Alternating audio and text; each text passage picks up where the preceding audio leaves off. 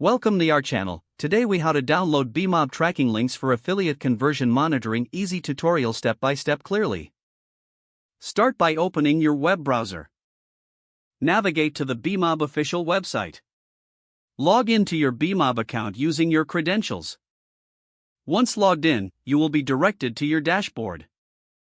Locate and click on the Links tab in the left-hand menu. You will see a list of tracking links you have created. To create a new tracking link, click on the Add Link button. Fill in the required information for your new link. Specify the destination URL where you want to direct traffic. Choose the appropriate traffic source from the options available.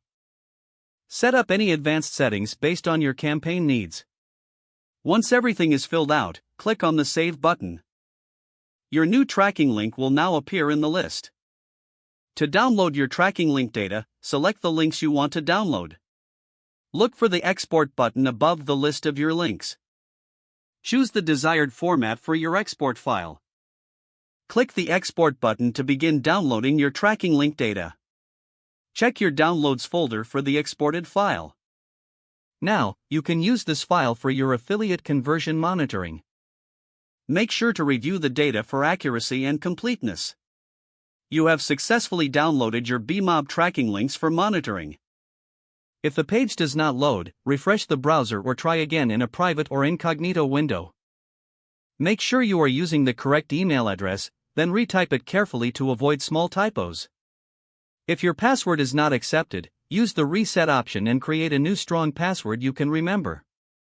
Check your spam folder for verification or security emails, then complete any requested confirmation steps.